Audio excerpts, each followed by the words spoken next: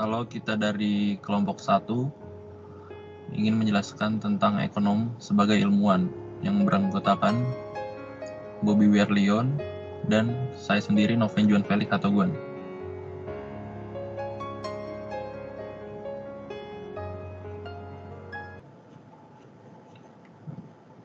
Isaac Newton, ilmuwan dan matematikawan terkenal pada abad ke-17. Diduga suatu hari tertarik ketika dia melihat sebuah apel jatuh dari pohon. Pengamatan ini memotivasi Newton untuk mengembangkan teori gravitasi yang berlaku, tidak hanya untuk sebuah apel yang jatuh ke bumi, tetapi juga untuk dua objek di alam semesta. Pengujian selanjutnya, teori Newton telah menunjukkan bahwa teori itu bekerja dengan baik dalam banyak keadaan.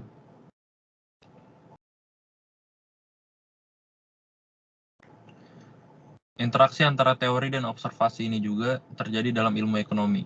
Seorang ekonomi mungkin tinggal di negara yang mengalami kenaikan harga yang cepat dan tergerak oleh pengamatan ini untuk mengembangkan teori inflasi. Teori ini mungkin menegaskan bahwa inflasi tinggi muncul ketika pemerintah mencetak terlalu banyak uang. Untuk menguji teori ini, ekonomi dapat mengumpulkan dan menganalisis data harga, dan uang dari berbagai negara. Jika pertumbuhan jumlah uang sama sekali tidak berhubungan dengan tingkat kenaikan harga, ekonom akan mulai meragukan validitas teori inflasi ini. Jika pertumbuhan uang dan inflasi berkorelasi kuat dalam data internasional.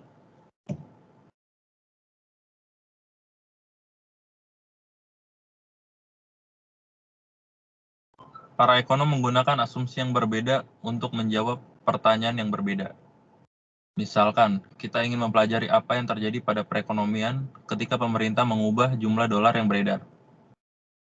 Bagian penting dari analisis ini ternyata adalah bagaimana harga merespon. Banyak harga dalam perekonomian yang jarang berubah. Misalnya harga kios, majalah hanya berubah sekali setiap beberapa tahun. Mengetahui fakta ini dapat mengarahkan kita untuk membuat asumsi yang berbeda ketika mempelajari efek dari perubahan kebijakan dalam jangka waktu yang berbeda.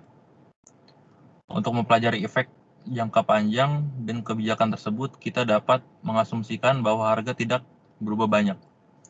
Kita bahkan mungkin membuat asumsi yang ekstrim dan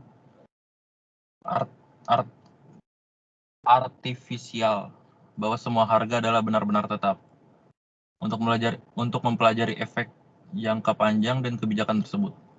Bagaimanapun kita dapat mengasumsikan bahwa semua harga sepenuhnya fleksibel.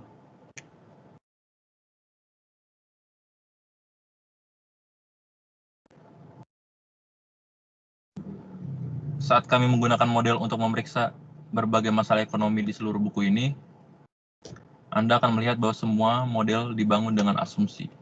Sama seperti seorang fisikawan memulai analisis kelereng jatuh dengan mengabaikan adanya gesekan. Para ekonom mengabaikan banyak detail ekonomi yang tidak relevan untuk mempelajari pertanyaan yang ada. Semua model dalam fisika, biologi, dan ekonomi menyederhanakan realitas untuk meningkatkan pemahaman kita tentangnya.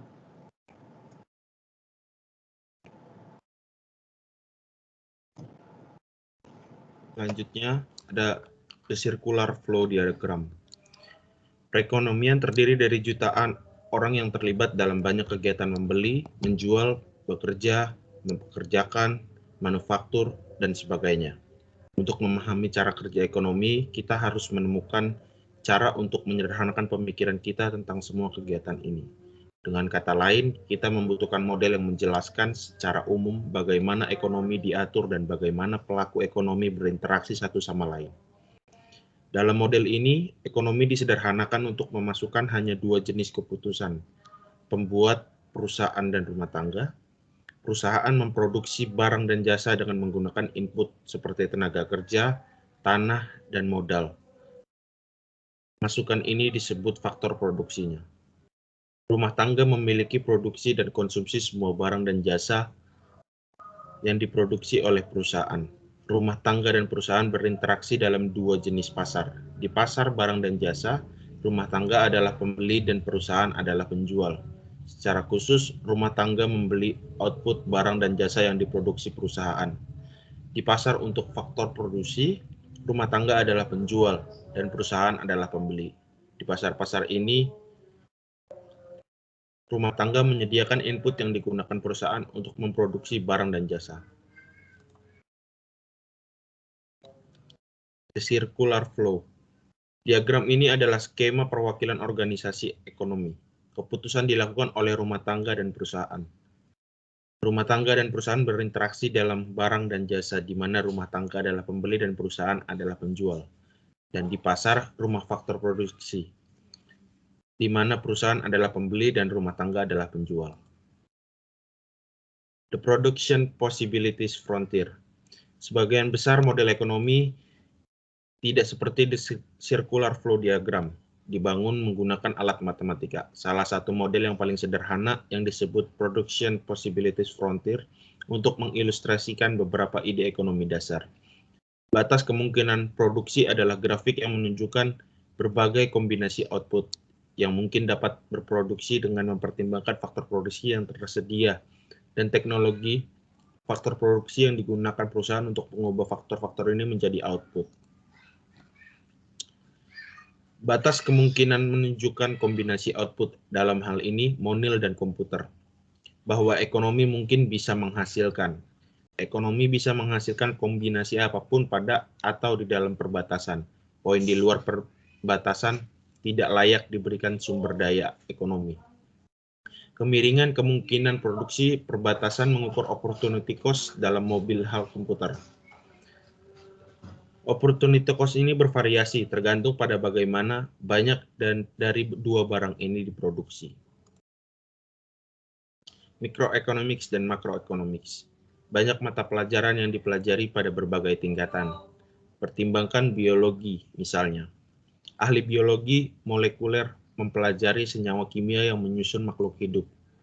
Ahli biologi sel mempelajari sel yang terdiri dari banyak senyawa kimia, dan pada saat yang sama mereka sendiri merupakan blok bangunan organisme hidup. Ahli biologi evolusi mempelajari banyak varietas hewan dan tumbuhan, dan bagaimana spesies berubah secara bertahap selama berabad-abad. Ekonomi juga dipelajari pada berbagai tingkatan. Kita dapat mempelajari keputusan rumah tangga dan perusahaan individu. Atau kita bisa mempelajari interaksi rumah tangga dan perusahaan di pasar untuk barang dan jasa tertentu. Atau kita bisa mempelajari operasi ekonomi secara keseluruhan, yang merupakan jumlah kegiatan dari semua keputusan ini pembuat di semua pasar ini. Bidang ekonomi secara tradisional dibagi menjadi dua subbidang yang luas. Ekonomi mikro adalah studi tentang bagaimana rumah dan perusahaan membuat keputusan dan bagaimana berinteraksi di pasar tertentu. Makroekonomi adalah studi tentang fenomena ekonomi yang luas. Seorang ahli ekonomi mikro mungkin mempelajari pengaruh pengendalian sewa terhadap perumahan di New York City, dampak persaingan asing pada mobil Amerika Serikat industri, atau efek dari kehadiran wajib sekolah pada pendapatan pekerja.